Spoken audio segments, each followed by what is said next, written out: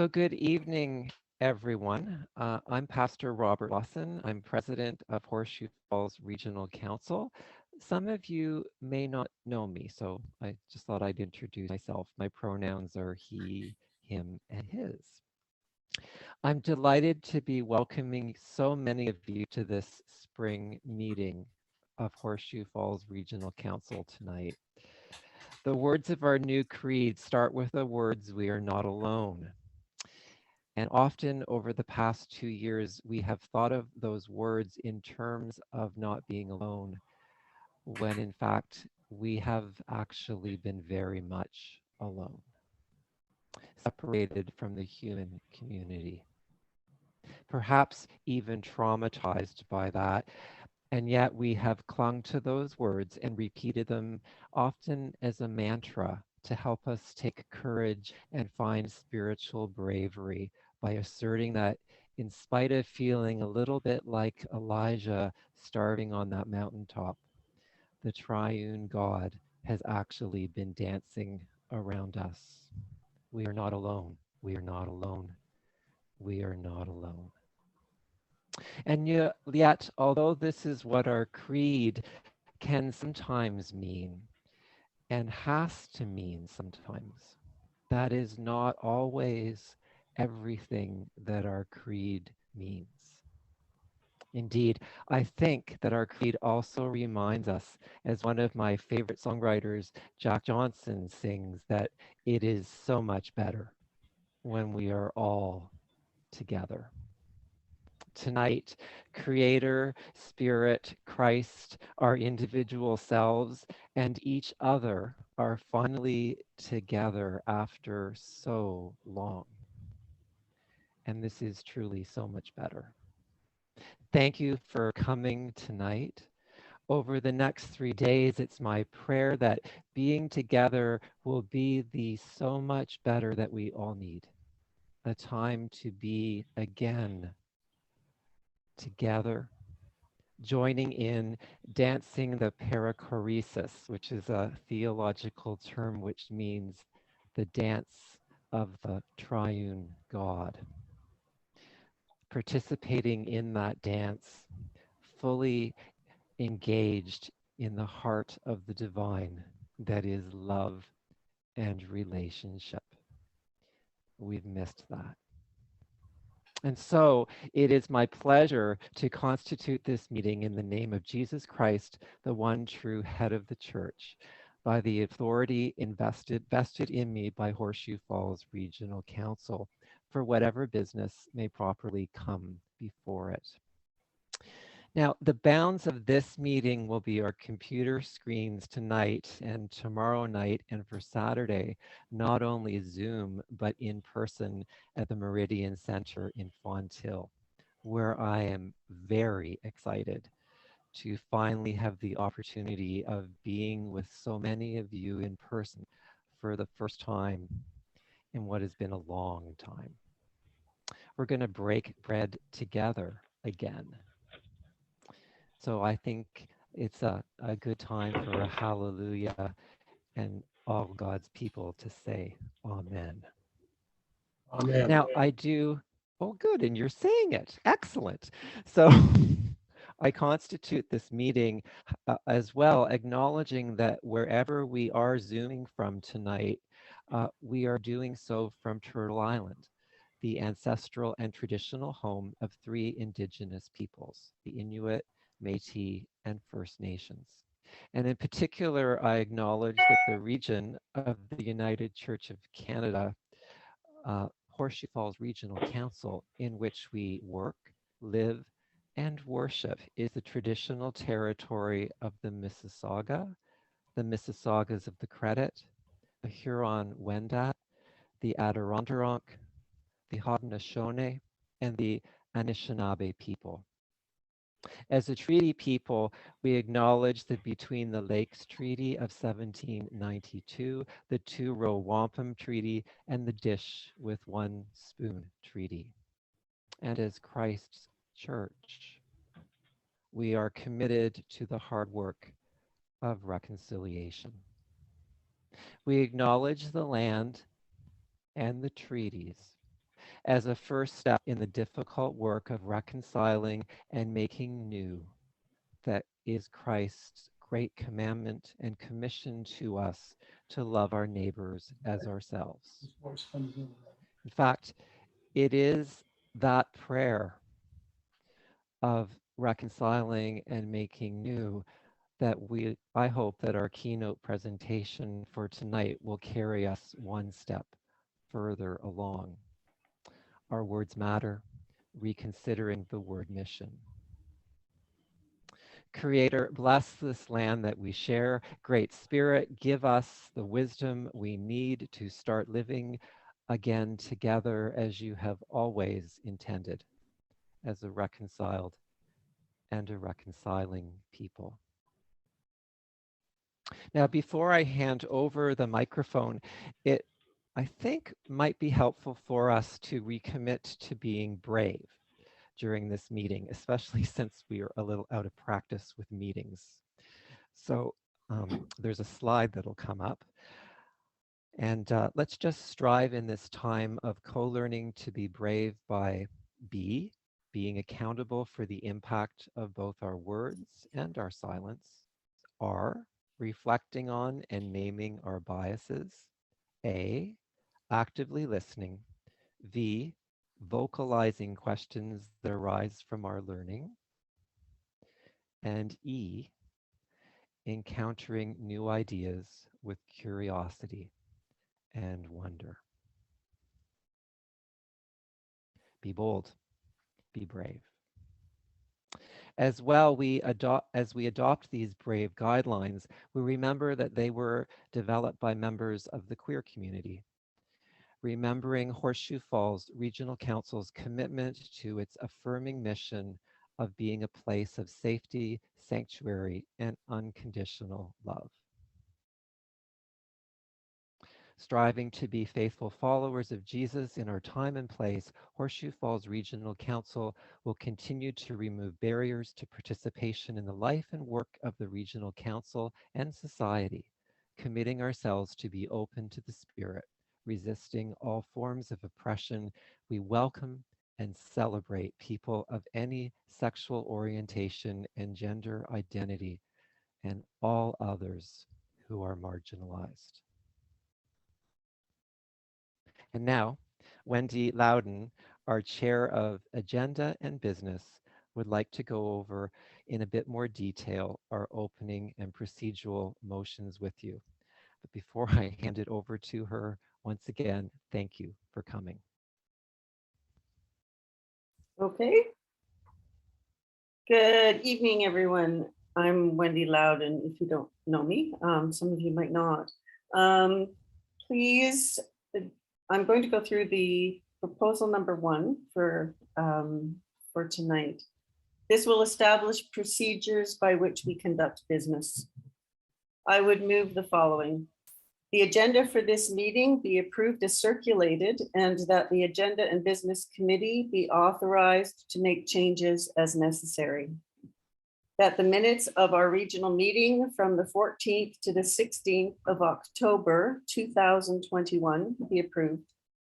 That we receive minutes of the Executive, the Covenant Commission, Human Resources, Mission and Discipleship as listed in your workbook on pages 34 and 35 that are on the screen now.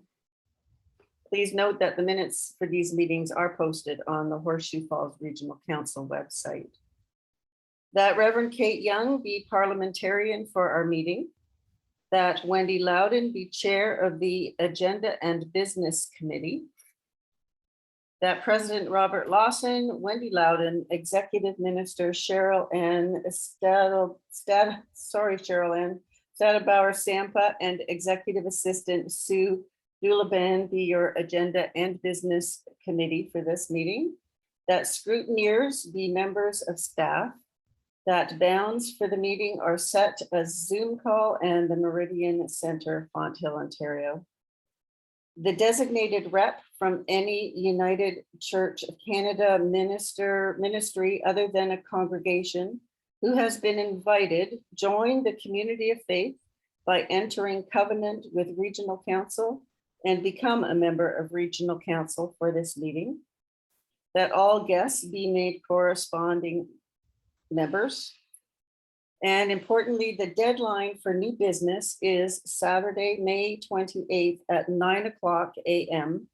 And you can contact anyone on the Agenda and Business Committee with new business.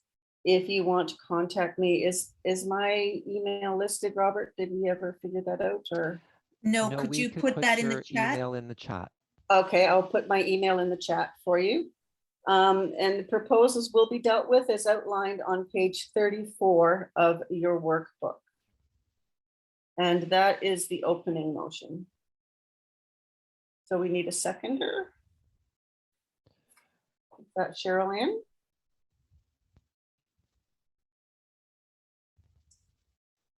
Is there any discussion? Anybody?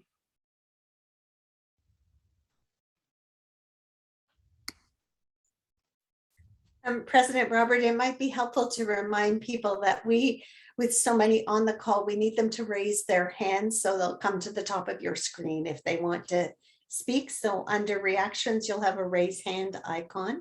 And if you would use that, you'll catch President Robert's attention. And then please introduce yourself by your name and your home congregation and its location, because we have a couple of Trinity, Emmanuel's, Faith, etc. And I don't see anyone with a hand raised. Thank you for that, Cheryl Ann. Yes, thank you. And if I could just ask people, anyone else on the executive to also check with me. I don't have the best computer, so, but I don't see anyone with a hand raised. So. Okay, Wendy? so we'll call for the vote then. Please, now we're voting by Zoom poll, which should be there right now. So if you will vote on your Zoom poll, and I believe it doesn't take very long. And submit.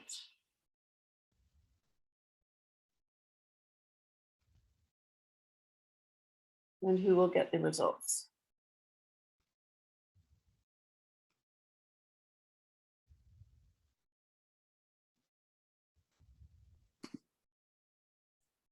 President Robert, you can see the results, correct? Actually, there's some glitch that's going on and I can't see anything. So, So in that case, we Oh, still I got have it. people, I got we it. still have a few people adding their votes. So, It's okay. And I see that Judy has raised her hand, President Robert. Judy Chartrand? Yeah, I didn't get, I didn't see the poll. Oh. Judy, in that case, you could just put your vote in a message in the chat to me. It should have just come up on your screen. And How it about a might be tick mark? under your screen. I have the results here. So.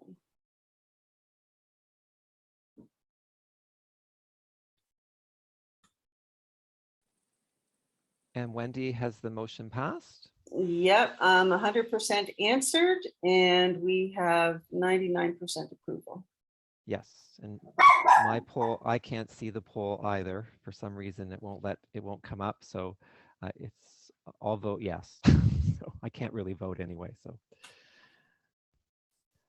Okay. So thank you everyone for your vote.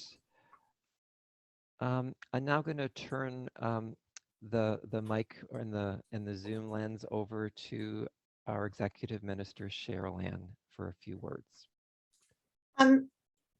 Thank you, President Robert. It occurred to me as we were welcoming people that we did neglect to mention that we don't use the chat for comment on the meeting or debate in the meeting. And we do realize when we have a technical problem, so please don't feel compelled to put it in the chat. We catch too when things don't work well. We appreciate everyone's patience as this is our first hybrid meeting we're going to do. And we are grateful for everyone's understanding as we work out some of the glitches and figure that out. And we'll look forward to your feedback so we can make it better for next time. President Robert, I'm pleased tonight to be able to introduce Horseshoe Falls Regional Council to my colleague, Reverend Dr. Japheth Ndlovu, Executive Minister of Church in Mission at the General Council Office. The Church in Mission unit covers the key elements of our life as a denomination. All General Council units are vital to the operation of the church, but I think it would be fair to say that Church in Mission is the lifeblood of who we are as a church. It's the unit that is home to the identity and mission work, to United Church partnerships, to refugee sponsorships, and to EDGE, our network ministry for development. And if Japheth's listening, and it sounds like I've been studying up, that's because our staff team is going to meet with the Church and Mission staff team. And I'm pretty sure there'll be some competitive elements. So the game's on, Japheth, and we're getting ready. That's good. The important work that Japheth does would make it privilege enough to introduce him, but I'm also delighted to introduce him because I admire him as a colleague. Japheth came to Canada to serve with the United Church of Canada and started his ministry at the Epworth Pastoral Charge on the Burin Peninsula of Newfoundland. Before coming to Canada, he was ordained by the Reformed Church of Zambia, and he served the wider church. He served as General Secretary for the Council of Churches in Zambia, as the moderator of the Reformed Church of Zambia, and has senior staff with the All Africa Conference of Churches in Nairobi, Kenya. Japheth has his PhD in practical theology from the University of Stellenbosch in South Africa. He's married to Caroline, whom he describes as a wonderful Kenyan woman. And together they have 4 children, 1 daughter in love, and a quite delightful granddaughter. Japheth brings this wide range of experience and knowledge to our common life as a church, and he expands and enriches our work through it. All of these would be enough, except I want to highlight one more element as Japheth joins us tonight. Japheth represents the heart of what we've long maintained about our global relationships. We've described them as partnerships, though we continued often as the United Church to function as the partner who had strength to offer the other. It's our church that needs strengthening now, and our partners are helping us as we welcome ministers from our partner churches into the United Church. We're blessed when ministers join us through the missions, just as Japheth did, and his presence with us is a reminder that we now have the chance to develop this relationship and offer the respect and affection to leaders who come to us, as Canadians received when they first visited with our partners. So much that we are able to learn. Japheth, for being willing to uproot yourself from your beloved homeland and settle in a climate that's a little less hospitable, to bring your family along, for joining our denomination, and for your gifts as a leader. Thank you very much. Mulishani.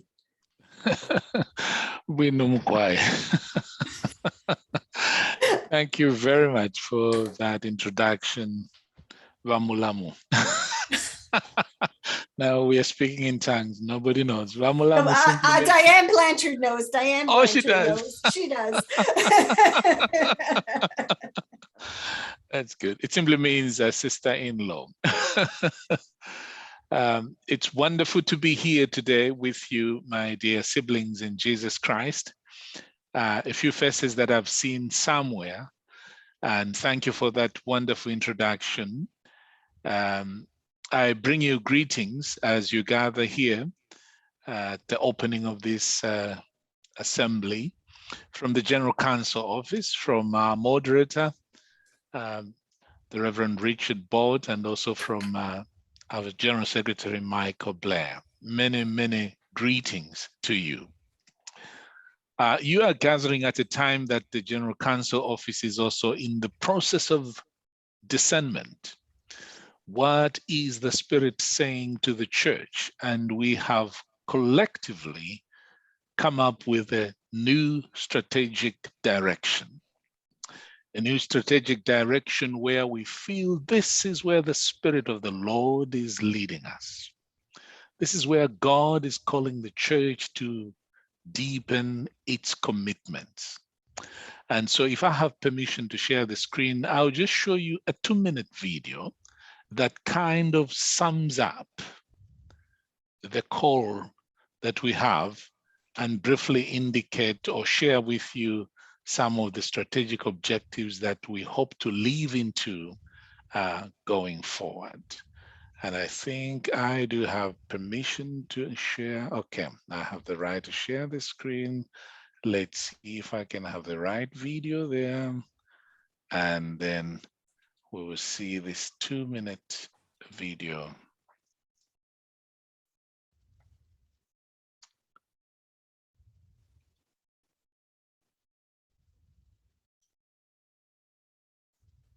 Okay.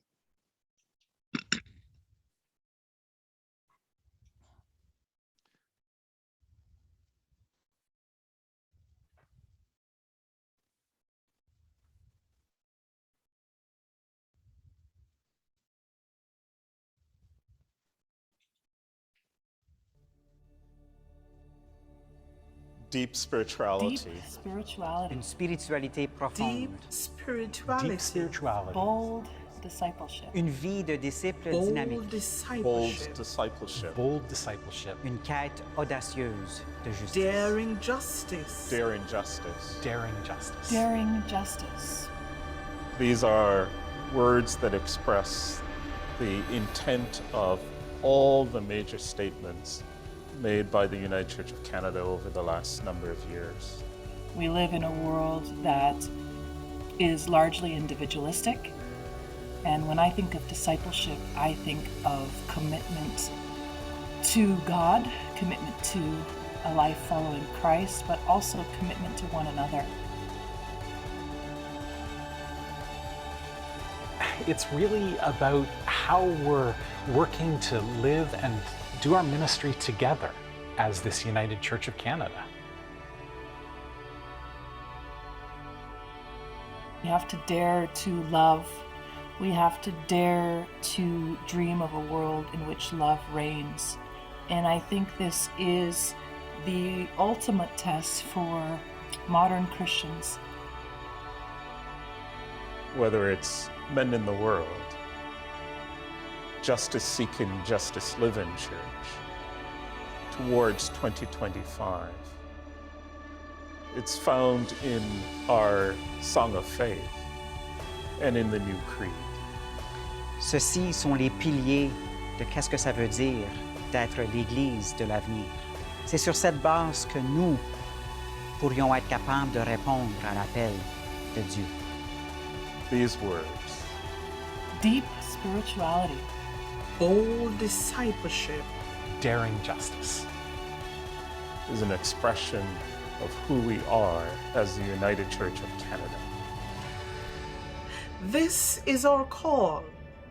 Let's make it our commitment.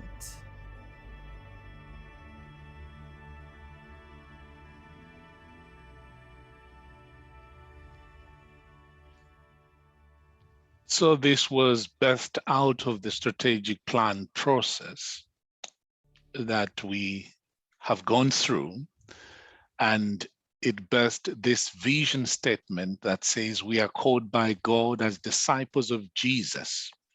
The United Church of Canada seeks to be a bold, connected, evolving church of diverse, courageous, hope-filled communities united in deep spirituality, inspiring worship, and daring justice. And all these are underpinned by what we are calling the strategic objectives, where we are focusing on embodying justice by collaborating to mend the church and the world, invigorating leadership, where we are adapting and innovating for bold discipleship, and nurturing the common good, focusing on equity and sustainability in resources, deepening climate integrity, and living that climate commitments, but also strengthening invitation, humility, and confidence in sharing, but also following the indigenous pathways. And so these are like the 5 pillars of this new strategic direction into which we are moving. And of course, everything underpinned by our values, our commitments, as well as our affirmations. Committed by our values, our commitments, and our affirmations. So friends, we pray for you that this particular gathering, let me just stop sharing that.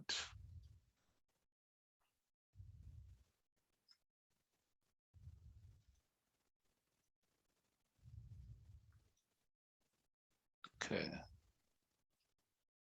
It's not allowing me to stop sharing. It wants me to continue talking. Sorry.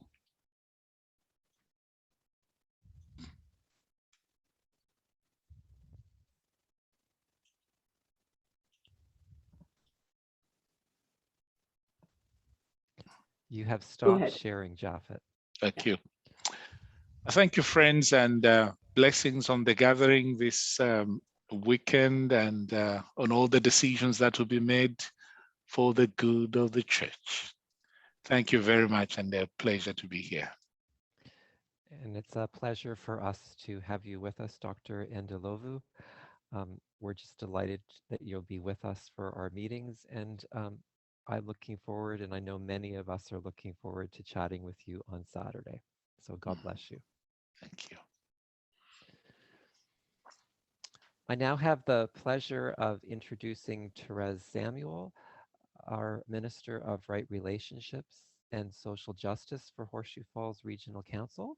And she's going to talk a little bit about tonight's topic and our special speaker, and move us forward into our main presentation. Thank you, President Robert, and welcome, Japhet. It's lovely to have you here. So we have a presentation today, and it says in your agenda that the presenters for the session are to be Grafton and Eileen Antone. Unfortunately, I received a call today to tell me that due to illness, they would not be able to present. And so I hold them in prayer as we gather this evening. And I also extend a huge thank you to Reverend Teresa Burnett Cole for being willing to step in. Teresa and I offered a presentation at the Western Ontario Waterways Regional Council meeting earlier this month. And so we will offer the same presentation on the same topic. And yeah, I know that Grafton and Eileen very much wanted to be here. They bring an important perspective and wisdom to this conversation. And so it is my hope that health concerns are resolved soon, and that they will have a chance to share with us at a later time. But Teresa is another person who has a wisdom and a perspective that is that will enrich all of us as we engage with this question about the word mission. So we are very blessed to have you here, Teresa. And I am looking forward to seeing you in person next weekend, God willing, and the power come back in Ottawa. So Teresa Burnett Cole is born in London, Ontario, grew up living in the village of Mount Bridges, Teresa first studied music at the Faculty of Music at the University of Western Ontario. And Teresa, I'll have you talk to my wife because she studied music at the same place. Teresa holds a BA in Canadian History and Religious Studies. A degree from, that degree is from King's University College at Western University, and an MDiv from Emmanuel College. She is currently waiting to defend her THD thesis on intercultural liturgy, focused on Anishinaabe worship practices. Teresa has served rural, urban, Indigenous, and settler congregations in Maritime, Saskatchewan, and Toronto conferences, and now serves as coordinating minister at Glebe St. James United Church in Ottawa in the Eastern Outaouais and Eastern Ontario and Outaouais Regional Council. I just have the letters here. I get points for getting that right. She is married to Ruth Burnett Cole, registered massage therapist, and they round out their family with their Jack Russell Terrier, Okwaho, better known as Augie the doggy. When not playing her drums or guitars, Teresa enjoys reading, music, painting, walking, and kayaking. A perfect day means getting outside and heading for either the bush or water with her four-legged companion at her side. So Teresa, it is truly an honor and a privilege and a blessing to have you here today. And President Robert, I believe you have a presentation to offer. Teresa Burnett Cole, in the name of the Creator, I offer you this tobacco tonight for the wisdom and the teaching that we are honored to have you share with us. Thank you for being with us tonight. Thank you, Robert. And what I will ask you to do with that tobacco tie is, after our meeting is over, take it outside, release it, preferably near a cedar tree, and just sprinkle it on the ground and return it to the Creator. Because that's what I would do if it was in my hand. Excellent. Thank you very much for that.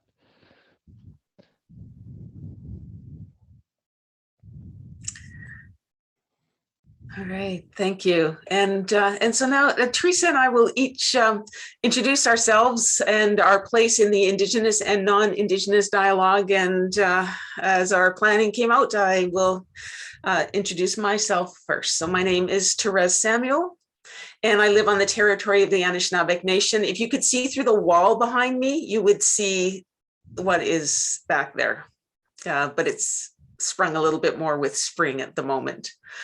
And so I live on the territory of the Anishinaabe Nation. So I acknowledge this territory, the territory of the people of the Three Fires, known as Ojibwe, Odawa, and Potawatomi nations. And I further give thanks to the Chippewas of Saugeen and the Chippewas of Nawash unceded territory. Together, they're known as the Saugeen Ojibwe Nation, as the traditional keepers of this land. I recognize that this is also land included in Treaty 18 of 1818, as well as the dish with one spoon wampum, an agreement between Indigenous peoples, different nations, to share the resources in the land. Hence, I am told the dish with one spoon. I am grateful for the peoples for whom this is their traditional territory. As I am grateful, I also lament brokenness, the brokenness that is at the heart of our current presence on this land. I pray for just and good and right relationships to be forged out of what we do this evening. And I offer myself to the Creator's dream of peace and plenty of respect and resources equally available to all of creation, and honoring the gifts that God has given.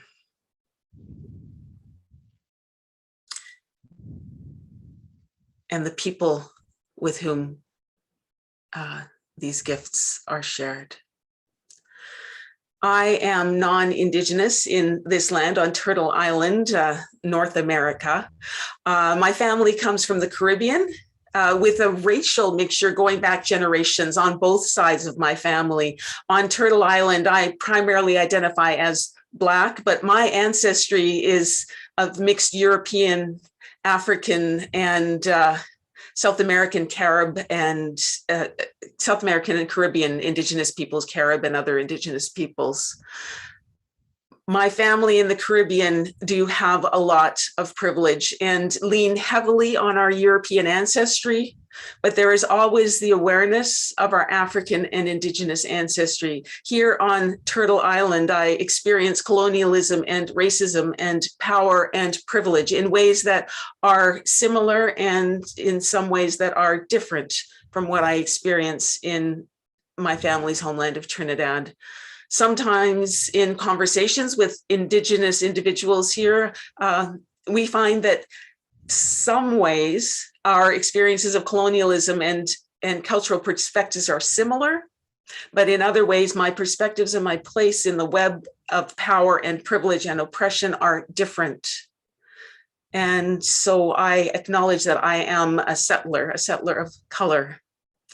So in tonight's conversation, my perspective may shift at times from being a person with the wider grouping of Black, Indigenous, and people of color to identifying as a settler person and identifying as a Black person of mixed race ancestry. Sometimes my we and us includes other settlers who are white. Sometimes my we and us includes other Black, Indigenous, and people of color. And sometimes my we and us includes other peoples of African descent. And sometimes my we and us includes everybody who is a part of the church. And Teresa, I invite you to share. Thank you, Therese. So you've heard, my name is Teresa Burnett Cole. My Indigenous name is Skonandam, which means clear mind, which is debatable often. I have the privilege of living and working on the unceded land of the Algonquin Nations in Ottawa. I find it painfully ironic that our nation's capital, with its iconic Parliament building and Peace Tower, was built on unsurrendered land, still not negotiated, still waiting for settlement. I also work and play in the Ottawa River watershed. It's a river system that brings fresh water to the city of Ottawa and leaves the Algonquin Nation of Kittakinzibi with a long-standing water advisory. It is a complicated story here in the nation's capital. Like everyone else, the space I inhabit is intersectional. That is, my identity is made up of many things. I am a wife to a same-sex spouse. I am a two-spirit person. As you heard, I'm an artist, a musician, and a liturgist. And I walk between racial identities, being Mohawk, Scottish, and Irish. The joke in my family is that we're all clan people. I was raised in the settler world, which means I've had educational and social opportunities that would not have been possible had I been raised on a reserve. While this has had benefits for me, there have also been serious ruptures that have damaged my family and their knowledge of their Mohawk culture. Finally, I am a United Church minister working in congregational ministry. You heard I've served urban and rural, Indigenous and settler. Right now, I'm serving Glebe St. James, which is a large urban church in downtown Ottawa. I also serve as the Indigenous representative on the General Council Executive and as a member of the National Indigenous Council.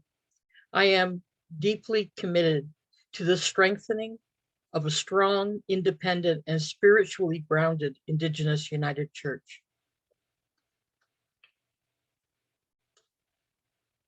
So, shall we continue on? Yes, did you want to continue? Next, we go to the general counsel. So yeah, so I'll set up do. the first side of the story. So Teresa and I will now share from our perspectives how the issue of the word mission has come to our attention. And after that, there will be a brief break. And then you'll be invited back for a time of reflection and sharing. So how this issue came to my attention and the region's attention. Mission. Mission is a word that started in the church, but it seems is everywhere these days. I didn't think about the definition of the word mission until about a year ago. I was asked to explain what mission and discipleship meant to me. I admit that I had a difficult time coming up with a definition of mission. I had learned that missional ministry was ministry that connected with people who are not connected to the church, connecting with others. But when I tried to define the words mission and discipleship, I knew what discipleship was. It's following Jesus. And I really felt like I could use that one word, discipleship. And so I kind of figured that mission must be about how we live our discipleship in relationships with people outside of the church. But I was also very conscious of wanting to steer clear of an understanding of mission that has impacted my family in many ways. It's the notion of mission as taking control, taking away other people's faith and making them be like us. And that made it hard for me to define mission. And then in the fall, I had a Zoom virtual background that said mission and discipleship, and an Indigenous elder saw it and asked me, what does the word mission mean to you? So I described as best I could.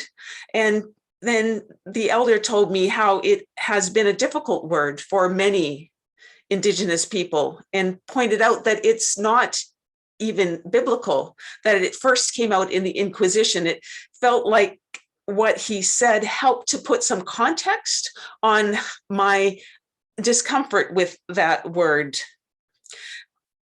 And I decided to do a little bit more research. I found out that the word mission first began to be used in the 1500s. So then I looked at the Bible. I went to BibleGateway.com and searched the New Revised Standard Version. It turns out that in the New Testament, that word mission only comes up in Acts, comes up once in Acts when talking about Paul and Silas completing their mission and returning to Jerusalem. And it's used in the headings of some sections, such as the mission of the 70, but those are added by the editors. They're not even translations from the original language. A couple of passages in the Old Testament I found used the word mission in reference to a military mission, sending out spies to go check out a land.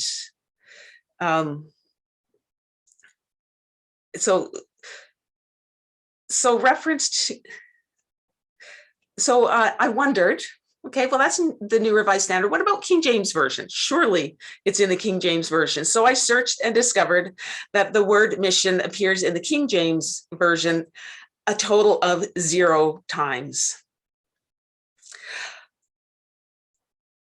It doesn't appear at all. That surprised me, especially based on how much the word mission is used in the Christian church in many different denominations. And so then a few weeks later, I learned that Indigenous leaders had brought the question of the use of the word mission by General Counsel in the new visioning statement. And a regional staff member who had long been uncomfortable with the negative associations for the word mission also heard those concerns once again arising from Indigenous leaders in the United Church. And in consultation with some of those leaders, brought it to the attention of the chairs of the 3 regions in Southwestern Ontario, including Horseshoe Falls Regional Council. And so as a result, the conversation that we are having today has emerged. And a similar session has been or will be held in the other 2 regions of southwestern Ontario. As we embark on this conversation, I invite us to be mindful that this is all about our faith and our faithful following of the one we know as the Christ. Speaking from my own perspective, when I've shared about challenges I've encountered as a person of color in the church structures, hurts that I've absorbed as a person of color, sometimes a white person has asked me, well, why would you even be a part of the church if that's your experience?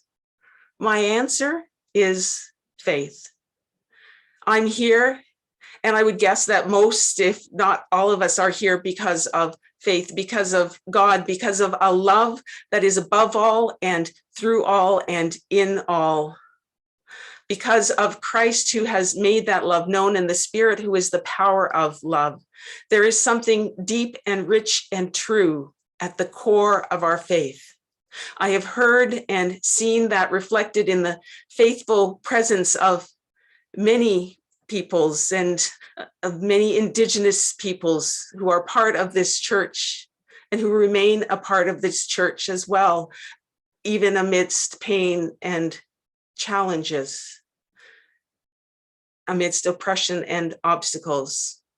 I think that for those of us who are non-Indigenous in the church, listening to the experiences of those who are Indigenous in the church is a chance for us to be reminded of the core of our faith. When we engage in our faith well, our focus is turned toward that goodness, that richness, that truth.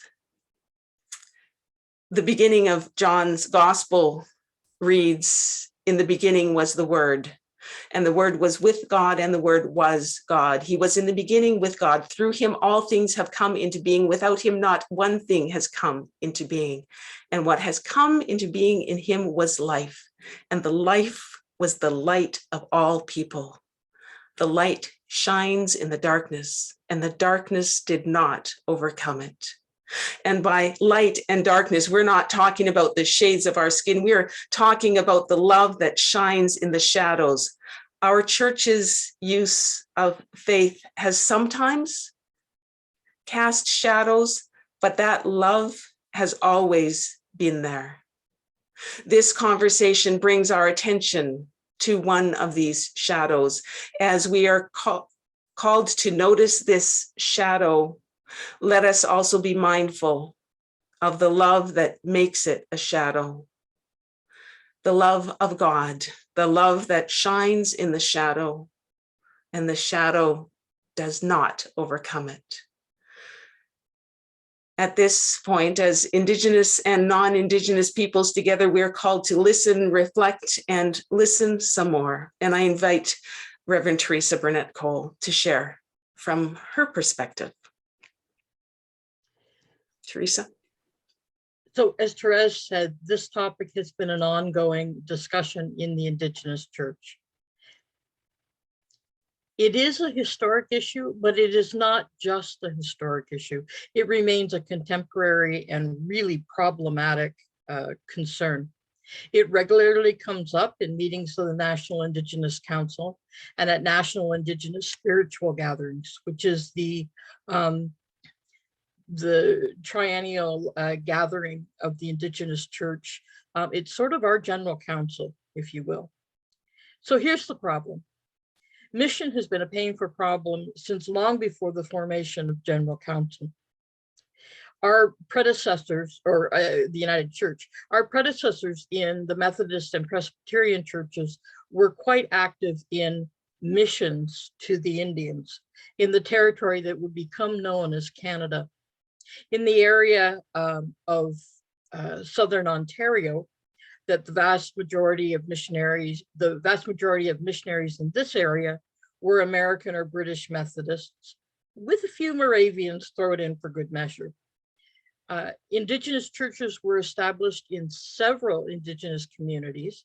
And just to make matters more complicated, much of the missionary work was actually done by Indigenous evangelists who worked under the supervision of a settler Methodist minister. Most of the missionary work in this area happened between 1820 and 1850. So when United Church Union happened in 1925, most of these churches were close to 100 years old with deep history in their communities. But the founding denominations didn't consider these full churches, though they had the same structure as settler churches. They were only considered missions, a direct result of their being indigenous. When Union happened, these indigenous churches were not consulted like the settler churches. Instead, they were moved as a group into the new United Church. In fact, some of these churches didn't know that upon union, their trusteeships had been dissolved and that they were now under the guardianship of home missions. And what that meant was that their buildings were now part of the national stock of property and would be managed from a distance. Folks, our Manses, our Manses are still in that position. They're part of the national stock. Sorry, my iPad is just losing its mind. Something went wrong. Please try again. Just give me a moment.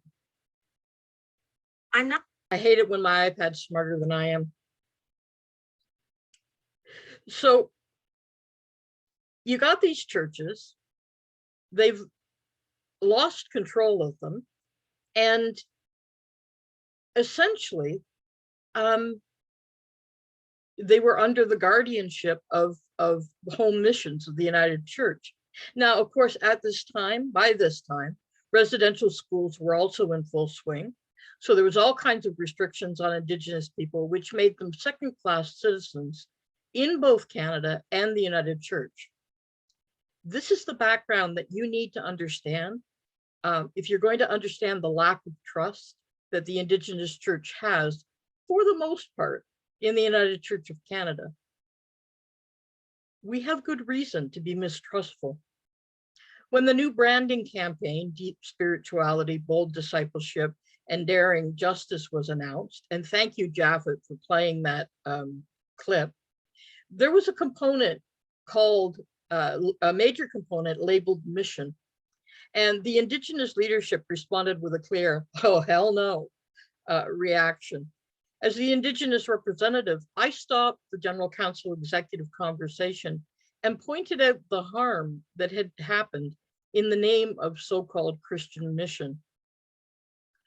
It was an interesting day to be in the church court because member after member of the GCE concurred. In particular, the racialized members spoke eloquently about how their people too had been harmed by this concept. Mission is more than just a word. It's a short form for an entire system of colonization that wreaked havoc here in Canada and around the world. That day, in the General Council executive meeting, the moderator and General Secretary listened attentively, and the boggled expression on their faces as they came to comprehend the depth of the problem was absolutely priceless. Michael Blair threw up his hands and he said, well, this is huge. We'll have to look at everything from the basis of union to the manual. He said, this is a major undertaking. And he was right. I mean, think about it. Even our key ministry fund is entitled Mission and Service. You know, what do we have in our worship services? We have minutes for mission. The work of tackling mission as a concept is just beginning. The first order of business has been to understand the scope of the project, and the GCO is working to divide the work into measurable and achievable components. This is going to take a long time to deal with how we handle the notion of mission. And there'll be much more happening on this file after the conclusion of the current General Council, because right now, we're a little busy in the church. What I am gratified to tell you is that no one on the General Council executive or among the senior staff disagreed that this was an essential theological and eschatological task. We need to change our church, and this is how we go about it, one step. It's an essential part of what it means to be in right relationship, perhaps for the first time in the long relationship between Indigenous and settler churches. This work is an important step in understanding, and it makes me hopeful that we might be allies in this effort. Our church remains plagued with racism and anti-Indigenous sentiment. Some see the damage wrought in our communities and are pessimistic that change is even possible. Remember, this damage has clear roots in the legacy of residential schools, governmental apartheid, and the lack of adherence to treaties made with Indigenous people in Canada. And the churches, as deeply tied to the colonial project, share responsibility for this damage. And it's essential that we listen deeply to what the Indigenous members of the church are saying. The first step I would suggest in reconciliation is getting to know the neighbors. Reconciliation requires relationship. And friends, we can't be friends unless you know my joys and my sorrows, and I know yours. Until you know who the Creator made us to be, we can't make further steps to being church together. So ask questions, get to know the neighbors, go see them. Don't expect them to come to you. And above all, listen. Listen deeply to what they're saying. And keep asking the General Counsel and the GCO and the General Counsel executive questions. Commissioners to, the current General Counsel, hold the court accountable. Ask those difficult questions. The more the issue of missions gets put before the church, the better it will be. So watch this space, keep us accountable, because the stakes are just too high to ignore. Back over to you. Thank you. Thank you, Teresa. So you have been briefed on the issue that we are looking at. I think now is a good time to take a little bit of a break, a stretch break, get up and grab a glass of water and stretch your legs and arms, and come back in, let's see, what time have we got here? I've got 8:01. Let's start back at 10 after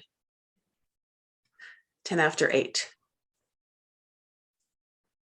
And while you're on break, I invite you to turn your camera off so that we don't see each other getting in and out of our chairs. And when you're back, you can turn your camera back on, and then we'll know that we're all back in the room again. So, and mute, please. See you in a few minutes.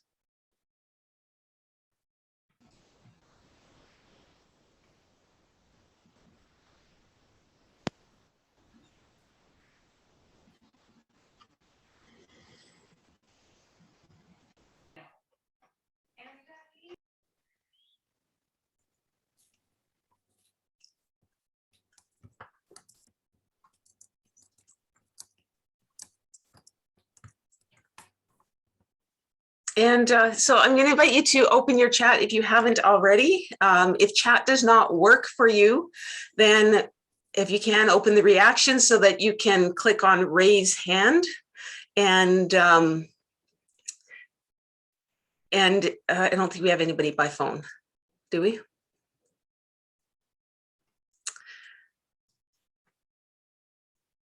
So here's something for you to ponder and to share in the chat. What would you like to let go of? Share any aspects of your current or past understanding of mission that you would like to let go of.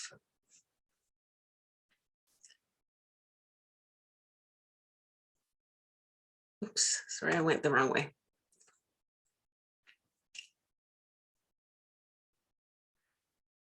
And you've had a chance to look at that question. I'm going to stop the share so that we can see one another and see the chat.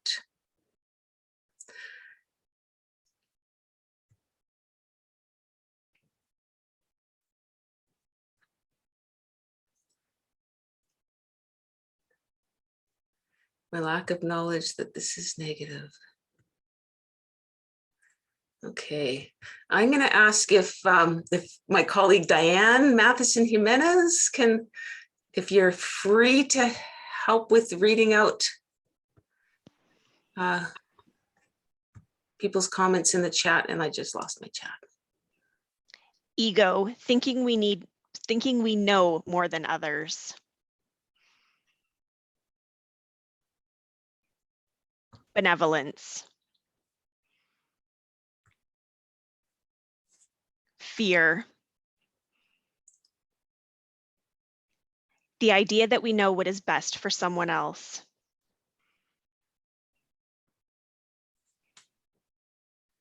The old idea that mission meant helping those people, but I discarded that in the 1980s. Mission must mean partnership. Our need to be right.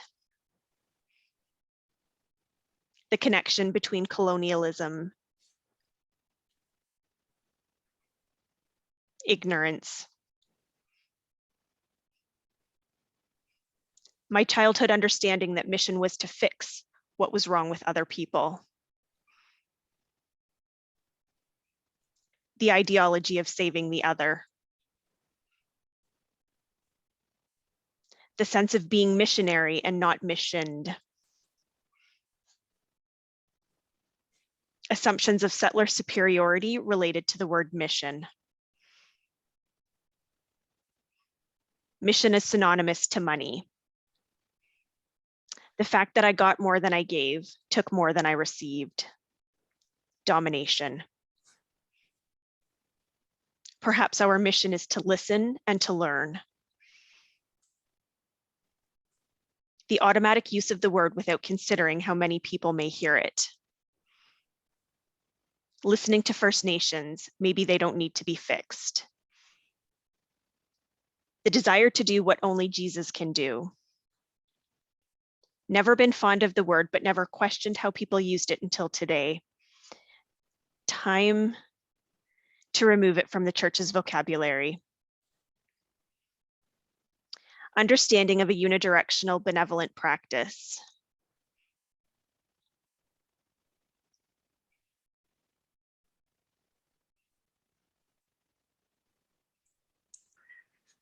Okay, and people are still putting in their comments, and I'm going to encourage you to, if you'd like to save those, you can save the chat and have a look at them. And we'll go back to sharing the screen, because we'll have in the next sharing. Can I squeak up for a minute? I have that little section after the first breakout group. Sorry, what was that?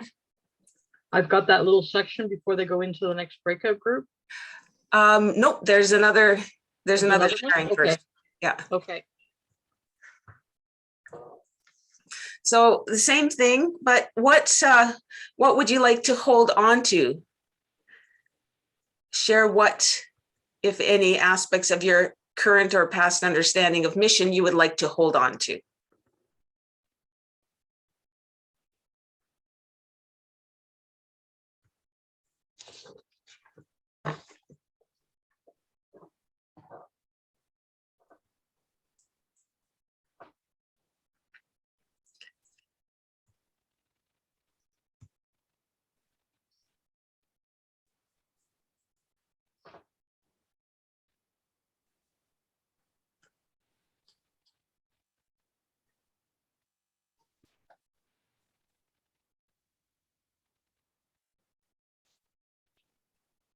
We are called to go out into the world, not stay in our buildings.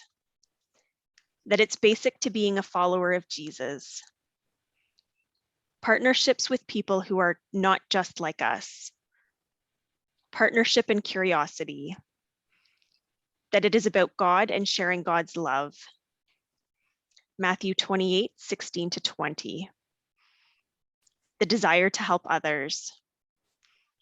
I'd like to be truly helpful and give what is needed, not what I think they need. Perhaps mission anew, if it could ever be redeemed, which I'm not convinced. Building relationship with those not currently in the church. Standing at the threshold. We are directed to be in relationship with people outside our immediate community. Partnership. The desire to share resources and partner with others in love. Discipleship, being hands and feet of Jesus. Sharing. A love of adventure and spiritual courage. Sharing God's love for all. A sense of openness, curiosity, and wonder. Cultural experience. Ex-Army, mission is to achieve a task. Therefore, there is a set agree upon goal to be reached. Servant attitude and actions of service and serving wherever and whenever. What would Jesus want us to do? Rearticulate the 20th article of faith.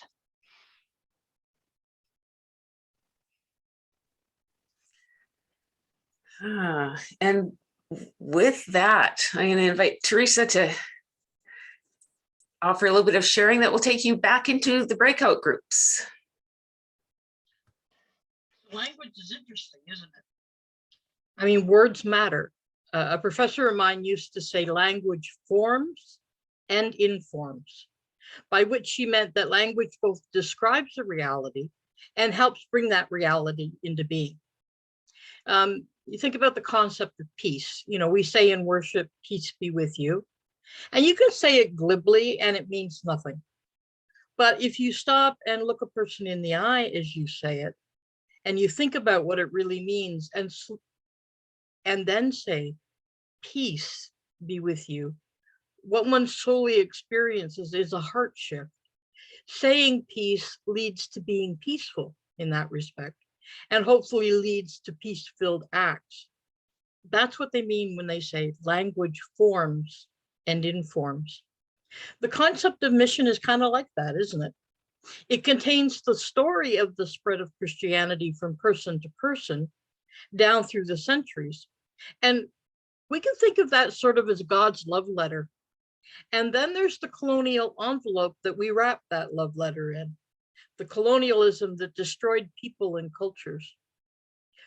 What language could we use to keep the good of the word mission as God's love letter to the world, while tossing that envelope, which we traditionally trap it in? Something to think about.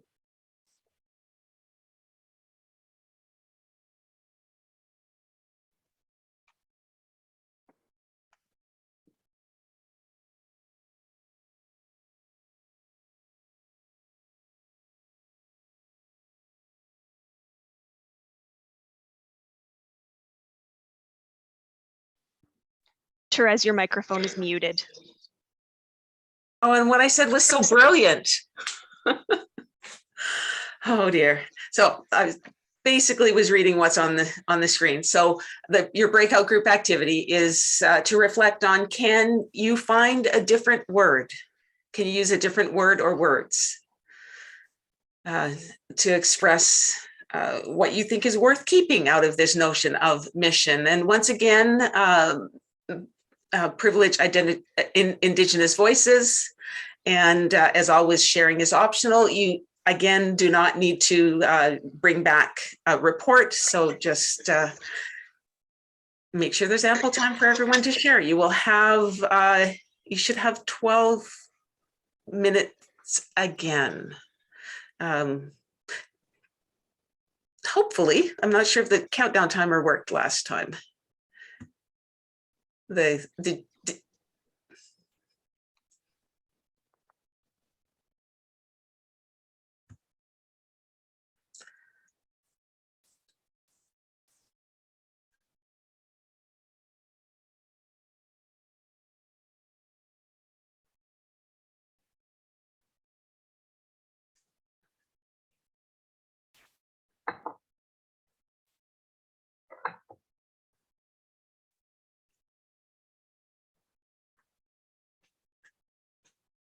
So yeah, Michelle, it seems to me like they didn't get the 1 minute warning.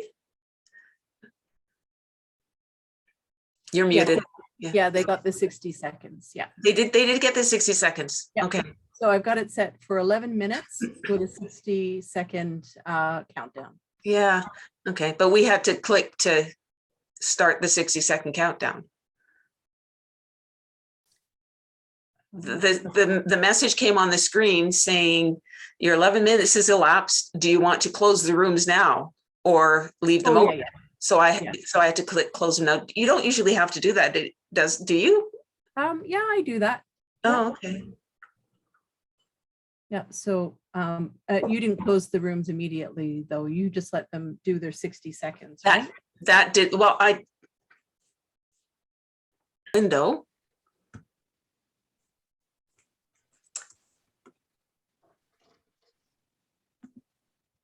There it is. And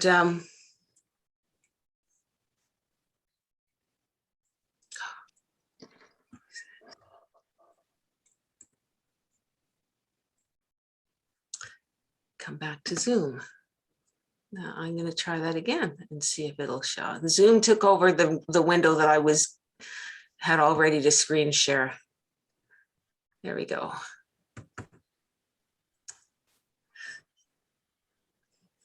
So what we're going to invite you to do is share some words, different words that you might use instead of mission. So if you have a camera close by or an iPad or a tablet, you can use the QR code, or you can go to www.menti.com and enter the code that is listed on the screen.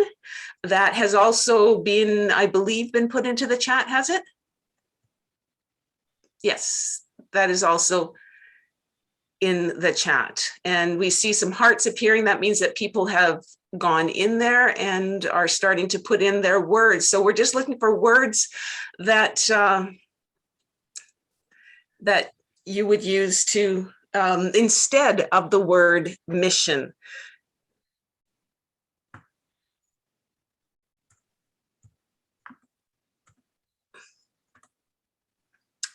And as people put them in, they should start appearing on this screen. So you can input the words that you would use instead of the word mission.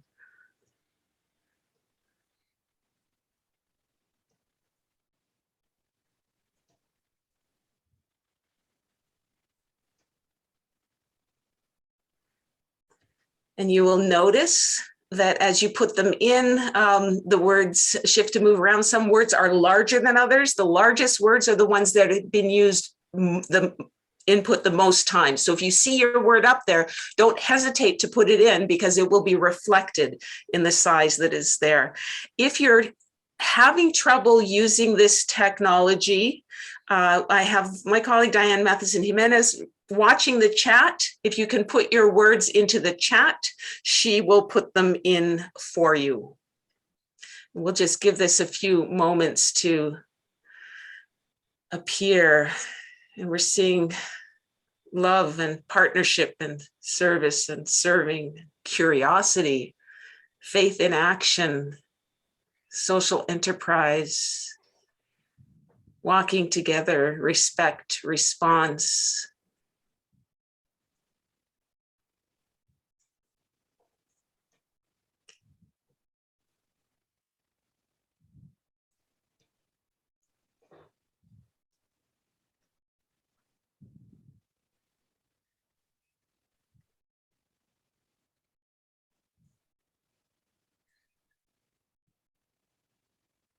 Purpose, servanthood, circles of care.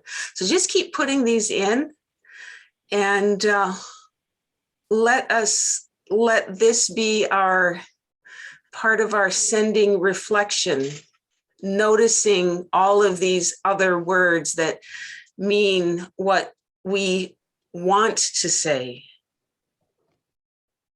or have wanted to say with the word mission, but saying them more directly.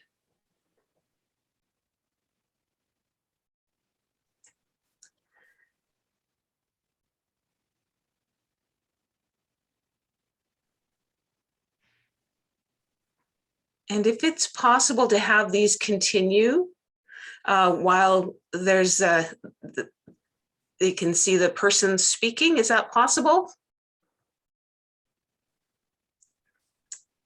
I'm not sure how this is, it's displaying differently than I'm used to.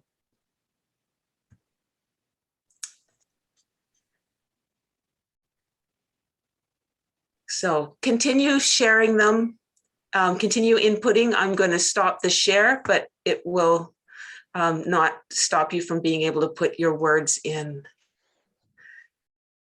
And I will turn it over to Teresa to close us in a good way. I think President Robert has some sending words for us, and then we will share with you that the final word cloud for tomorrow. All right. Words matter. They form and inform, they shape and reshape our hearts. Creator, help us listen deeply. Help us to hear the pain and the struggle underneath the words. Help us not assume that we know another's experience.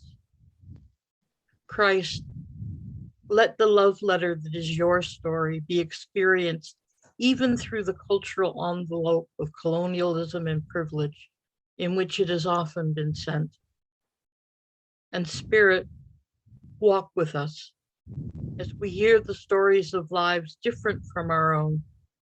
Keep our hearts soft and pliable, our minds open and receptive, our attitudes curious and attentive. Words matter. Deep listening is required. So let us be bold and brave in our listening and in our learning. Amen.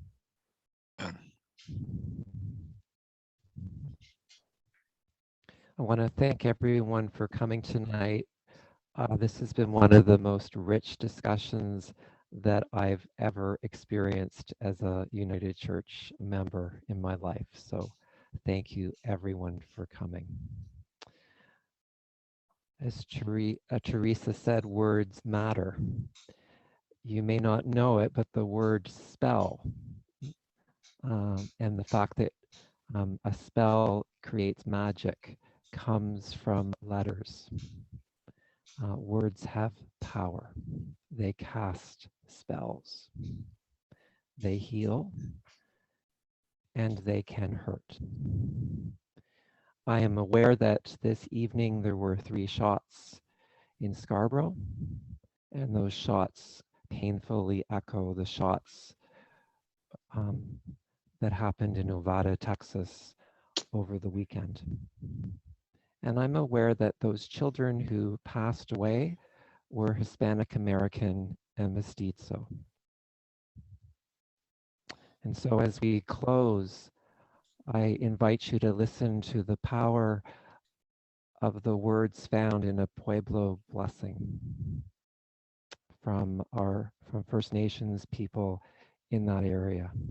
And may they be words that cast a spell of wisdom and healing. Hold on to what is good, even if it's a handful of earth. Hold on to what you believe, even if it's a tree that stands by itself. Hold on to what you must do, even if it's a long way from here.